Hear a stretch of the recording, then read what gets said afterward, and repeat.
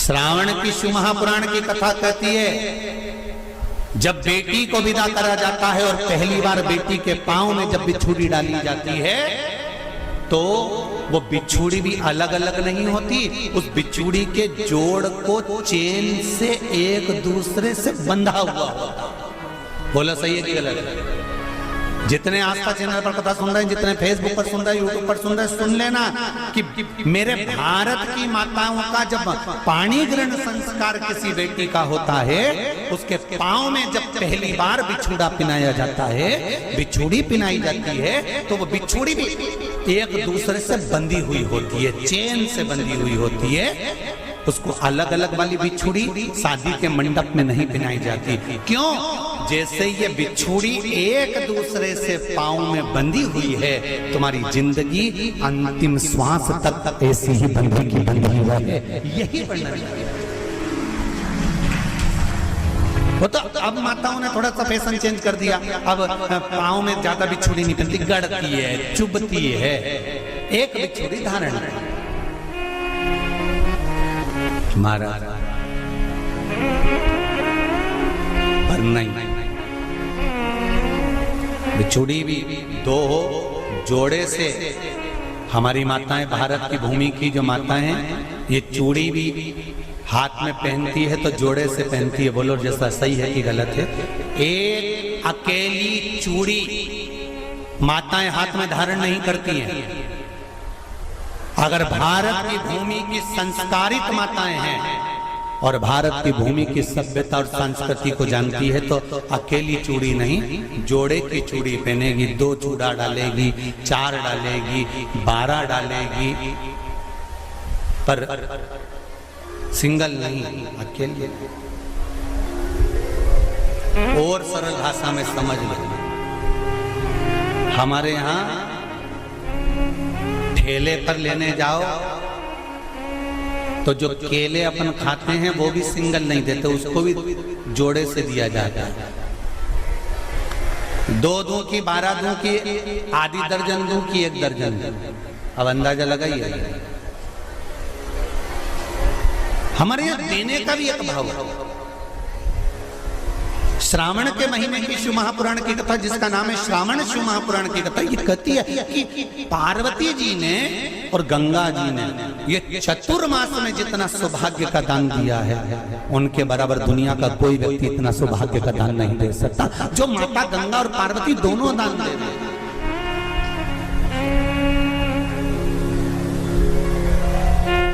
प्रतिदिन दे रहे हैं।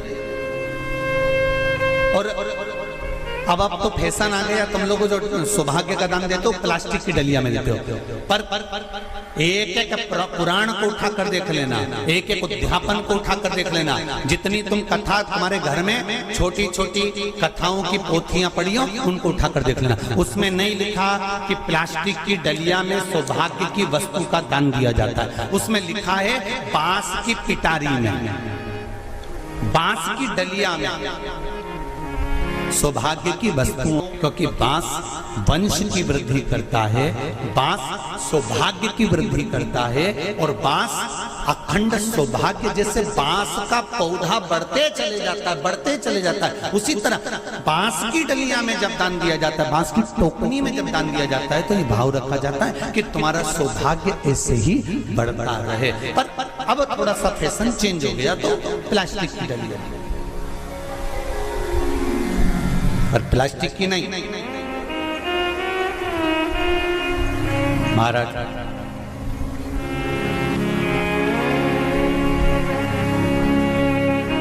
शिव तत्व की ओर चल चल। शंभु शरणे पड़ी मांगू घड़ी रे घड़ी, दुख काटो दया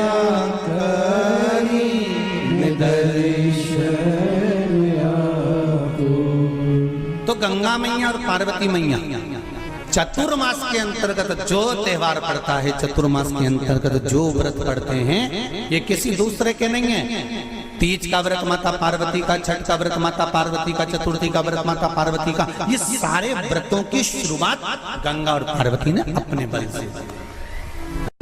बोलो हर हर महादेव। ये अपने बल से बनाना, अपने बल से।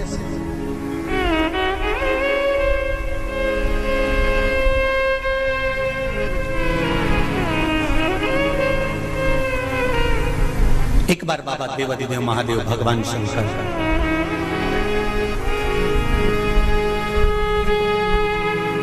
भोलेनाथ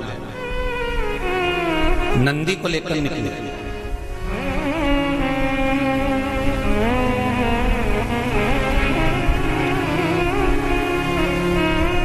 और नंदी को लेकर जब भोलेनाथ जी चले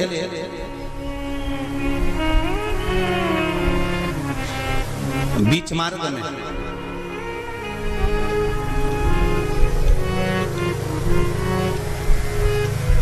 जिस चंचुला देवी का पति बिंदुक के प्राण छूटे थे और जो चंचुला देवी माता पार्वती की सेवा में लगी हुई थी, वो चंचुला देवी का दर्शन भगवान शंकर को और शंकर भगवान का दर्शन चंचुला देवी को। अब देखिएगा जरा कथा पर विशेष ध्यान रखना। श्रावण महीने की शिव महापुराण की कथा कह रही है कि नारी का अखंड सौभाग्य कैसे रह सकता है।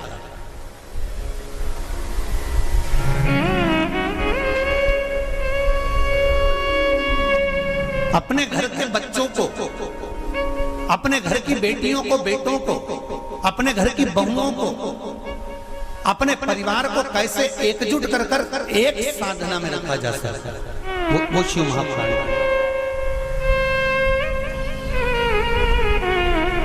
महाराज बीच में चंचुला देवी दिखी, नंदी पर बैठे बाबा भोलेनाथ चल चल चल और आराम से देवाधिदेव महादेव जा रहे थे।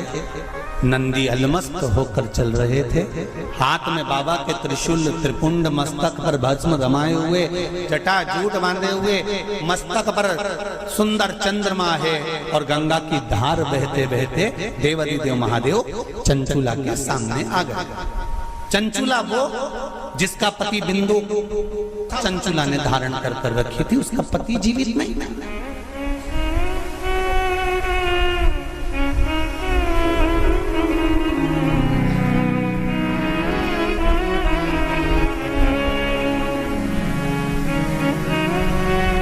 जोड़े चंचुला देवी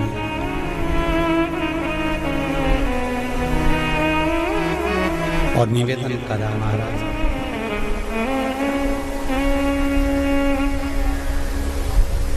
हे भोलेनाथ, हे त्रिकालदर्श,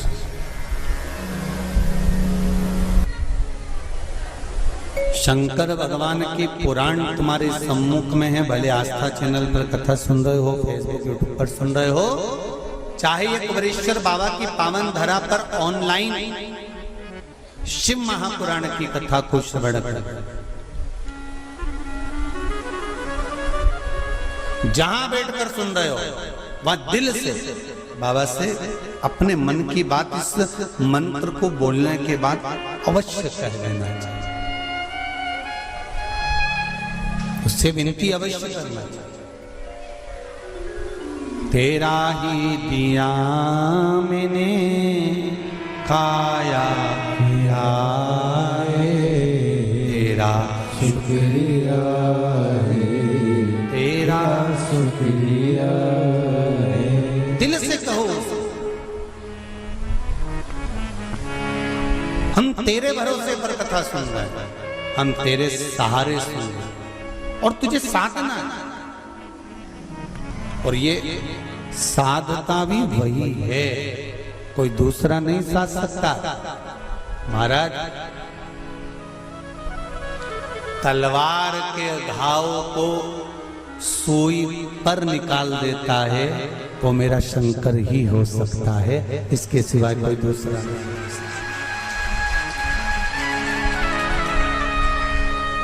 तलवार के घाव को अगर सुई पर निकाल रहा है तो वो शिव है। जो हादसा हुआ पूर्णिमा पर, वो अगर दिन में होता तो ये तलवार का घाव जैसा नहीं होता। और निकाल दिया सुई के घाव पर, सुई पर। ये शिव है, कोई दूसरा नहीं, ये शंकर है, कोई दूसरा नहीं। वो कुबेरेश्वर महादेव है, साधारण नहीं हो सकता। भक्ति अविरल हो,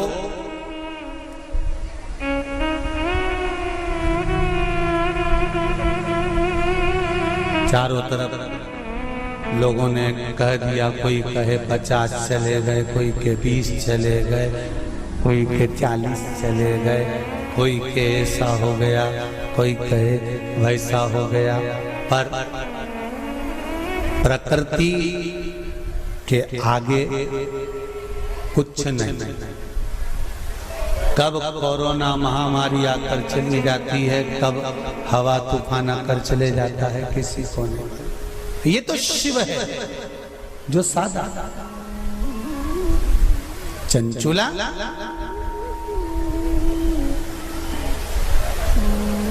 आपने मेरा मार्ग क्यों रोक दिया? भगवान देवाधिदेव महादेव ने पूछा।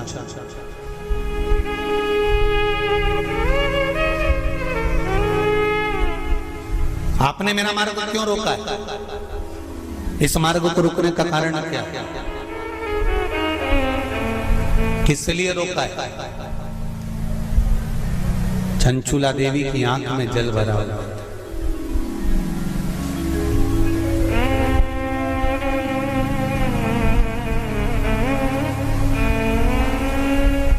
मैं बेधव्य हो गई हूं। चंचुला देवी कहती हैं, मेरे पति के धाम को मुझे वापस जाना है। जिस लोक में मेरा पति रहता है, मुझे उस लोक में जाना है। शंकर भगवान ने एक बात बड़ी सुंदर कही चंचुला देवी को, आपको मालूम है? चंचुला,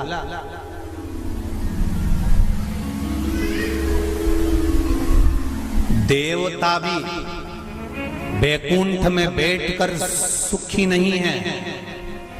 देवता कहते हैं कि मेरे भोले के पास कैलाश धाम पर मुझे जाना है और मेरे शंकर के पास मुझे रहना है। और तुम कहती हो कि प्राण त्यागने के बाद मुझे पति के धाम को जाना है। चंचुला जी कहती हैं, प्रभु मैंने भी कोई ऐसा पुण्य का कार्य तो नहीं करा कि मैं बैकुंठ जाऊं। तो इससे अच्छा है मेरा पति जो चोरी करता था, छल करता था, बेईमानी करता था, कपट करता था, प्रपंच करता था, और वो जिस जगह पर है, बोले वो नरक में है, कहां है, मैं तो उसके पास में जाना चाहता हूं। शंकर भगवान ने कहा, पसंद करोगे? ध्यान देना रे भाई, अगर कोई भूत बन गया, प्रेत बन गया, तो तुम भी भूत प्रेत बनना पसंद करोगे क्या? अरे बोलो तो जमता है। शिव महापुराण की कथा कहती है, अगर बिंदु का प्रेत योनि में चला गया है तो तुम्हारा फर्ज है, अगर परिवार का कोई सदस्य अगर प्रेत योनि में पड़ा हुआ है तो उस प्रेत योनि से मुक्त कराकर परमात्मा के चरणों में जाकर रख देना, ये परिवार के सदस्य का कर्तव्य बनता है। इसलिए चंचुला देवी, तुम्हारा पति प्रेत योनि में है, तुम प्रेत योनि में जाने का विचार मत करो। चंचुला देवी, तुम तो एक काम करो कि वो पति प्रेत योनि से छूट जाए, उसके लिए क्या करा जाए वो विचार करा जाए। जैसे श्रीमद् भागवत कथा में आता है, आत्मदेव नाम का ब्राह्मण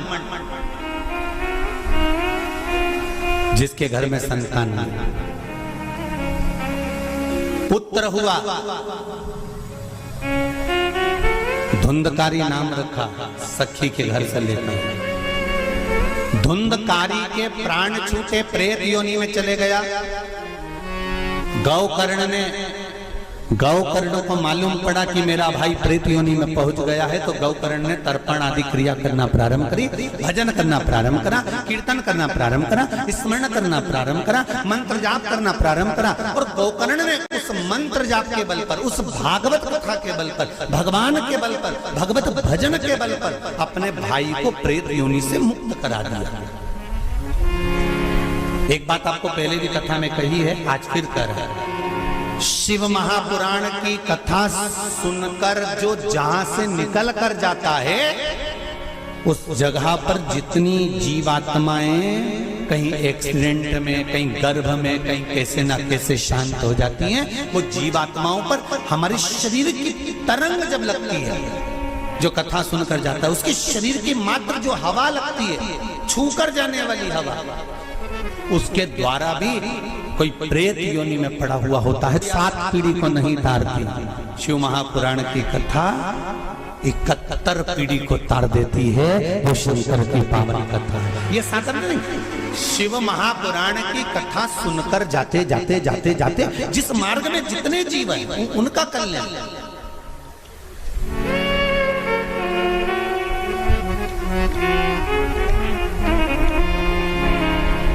इतना तो करना स्वामी जब प्राण तन से निकले। मरना निश्चित है, प्राण छूटेंगे ये निश्चित है, कब छूटेंगे ये पक्का पता नहीं, किसकी कितनी उम्र है ये मालूम नहीं है।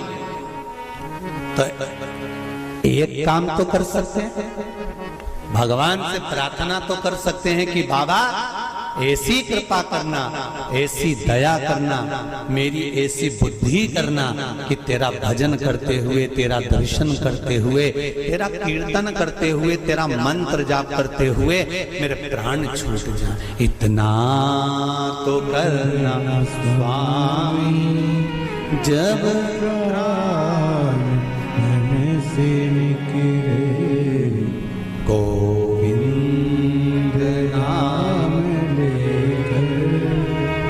जब प्राण से निकले। भगवान से इतनी प्रार्थना जरूर करना कि तेरे भजन करते करते, तेरा स्मरण करते करते, तेरा मंत्र जाप करते करते, तेरा कीर्तन करते करते, तेरी कथा श्रवण करते करते, दान पुण्य सत्कर्म करते करते, तीर्थ आदि करते करते, गंगा का स्नान, यमुना का स्नान, सरयू का स्नान करते करते, सारी पुरियों का स्नान करते, पूजन करते करते मेरे प्राण तेज में समा जाए। इससे बढ़कर कोई सुख जीवन का नहीं हो सकता, इससे बढ़कर कोई आनंद नहीं हो सकता।